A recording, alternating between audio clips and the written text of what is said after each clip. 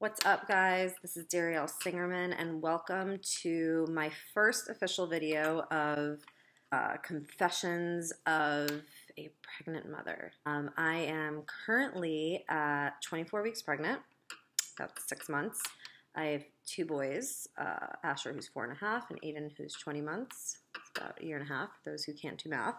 If you're wondering who I am and a little bit about myself, you can go on to Mommy's Corner and find the bio that I wrote up about myself.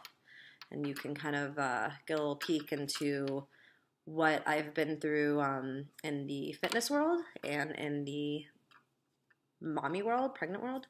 So anyways, I wanted to kind of start this series with some myths, like my top 3 pregnant myths, things that I hear on a weekly basis, or, I mean, especially going into the gym. This is my 3rd pregnancy.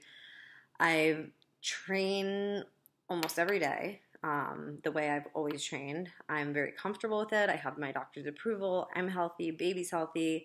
So I figured this would just be a good way to kind of get out there what the myths are that people hear that seem to be the most shocking to hear otherwise from me. So number 1 is eating for 2. Now, we've all heard pregnancy means you're eating for 2. Cannot tell you how many times there's been, extra desserts or something I normally wouldn't eat, on a regular basis. Obviously, I have my splurges or my cheats, randomly. But how many times someone will say, oh, who cares? You're pregnant. Just eat it. And I don't, what does that mean? Who cares? I'm pregnant. That doesn't, being pregnant doesn't give me a free pass to eat whatever I want, however many calories I want, to sit around on my ass all day. So if we go back to the eating for 2 myth, I think there's actually a huge misinterpretation on what that actually means. Instead of looking at it as, okay, double the calories because there's 2 of us, think of it that you are eating for 2 in a way that everything nutritious, anything that's not nutritious, is going to go to someone else. I'm not eating just for me anymore. I'm eating for me and my child.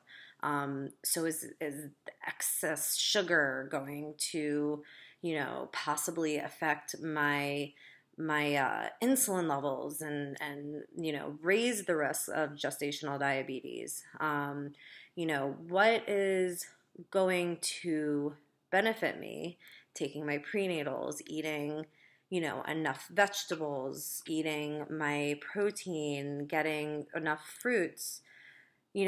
Everything should be thought of as, is this benefiting the baby as well? The recommended amount of calories that should be increased is only 300 calories a day. Second trimester to third trimester, you can up it to 500 calories a day. But, for a lot of people, they may not know what that means. And it's really not that much. It's maybe, an extra couple pieces of fruit with, a piece of toast or a yogurt. It's small amounts of nutritious foods, not going out and adding on tons of, excess amounts of calories throughout the day. So the best way that I think would be a good measure on if you're getting in enough calories is really don't change anything. Don't focus on it. I think that's where a lot of problems happen, is when people overthink it and they think too much and they think, oh, I'm pregnant, so I have to be taking in more. Your baby is taking everything that you're eating and it is using those nutrients. So your baby is fine. You're not starving your baby. You're not, unless you're extremely under eating, that's a different story. But if you're, the average person who's, eating the average amount of food, a 2,000 calorie or, 1,800 calorie day, I would say don't even change anything, especially in the first trimester. You really don't need any extra calories. Don't change anything. See how your weight fluctuates or changes. If you're gaining weight properly, then you're gaining weight properly. If you're not gaining any weight, then, you need to up your calories a little bit, because there are, risks to not gaining the appropriate amount of weight to support the developing baby. That being said, when you hear eating for two, don't automatically think that it means you can go to your pantry and raid your cookies and ice cream on a daily basis, because it absolutely does not mean that. It just means be aware and be conscious of what you are taking in, because you are now eating for two. Number 2 myth is exercise can harm the baby. The other day when I was at the gym, an older woman, we were standing next to each other, whatever, doing something, and she turns to me and she says, "Oh, you're pregnant." I said, "Yeah." And she said, "Oh, and you're still working out. Well, you're going to have to stop eventually." "No, I don't. Why?" "I have the doctor's permission. I worked out all throughout my last pregnancy. I was here on my due date." And of course, this shocked her, and she had no idea that you can work out during pregnancy. And this is a woman, mind you, that's probably in her 70s. So, there is that mindset that people have their entire life that, can you work out? But should you work out? I think those are all big questions. Is doing this exercise going to hurt my baby? No, most likely no. The things that you actually have to be aware of while you're exercising is your body temperature. You don't want your body getting too overheated. And number 2 is your heart rate. That affects your blood flow. So it's not an actual exercise that's going to harm the baby. And an exercise could cause certain injuries to yourself. So when your ligaments are stretching, like in your hips, or just overall, your joints and your ligaments are different throughout pregnancy because of the hormone relaxin. So that is what you have to look at. Just making sure that you are keeping yourself safe. You want to be healthy, in a healthy state to carry the baby.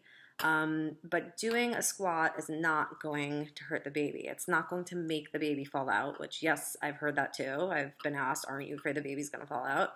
And no, my response was, I wish it were that easy, because it just doesn't work like that.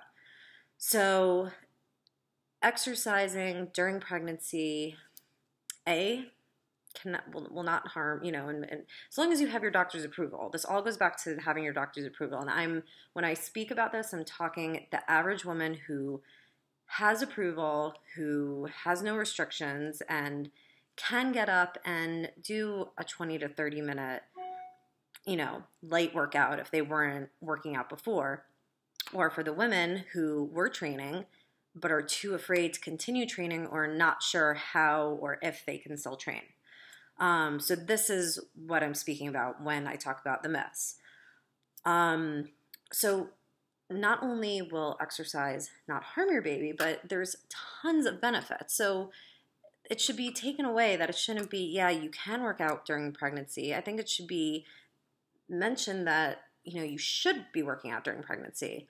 The benefits are just, amazing. There have been studies now over the past, 10, 15 years that just prove the amazing health benefits to both mom and to the baby. Developmental benefits to the baby after the baby's born. It's showing an improved cognitive development, better sleep patterns for the baby. During pregnancy, it greatly reduces the risk of gestational diabetes, of preeclampsia, which is high blood pressure, which, can be very dangerous during pregnancy, and, can put you on bed rest, or put you into an early labor. Obviously, keeping the weight down and not letting it get to, the 80, 90 pound weight gains that I've heard about. I've exercised in my last pregnancy all throughout. I ate a very, very nutritious, healthy, balanced meal. I gained 25 pounds exactly. The recommended weight gain is between 25 to 35 pounds. And right now, let's see how much, I'm 24 weeks. So, and I've gained about 14 pounds, I believe. If I'm wrong, I'll come back and fix that. But I think right now I'm about 14 pounds. And so, you know, for any woman who's not sure what they can do, if they weren't exercising before, you know, just start with something light. You know, I'll be putting out more training videos, so I'll definitely have ones that are more beginner type, you know, or simply even just going out for a walk, you know, going and doing something to get your blood moving, get your heart rate a little bit higher. You know, that will all benefit you and the baby. While it won't eliminate it, because, you know, it is what it is, your body's hormones are completely out of whack, so it's going to respond how it will respond.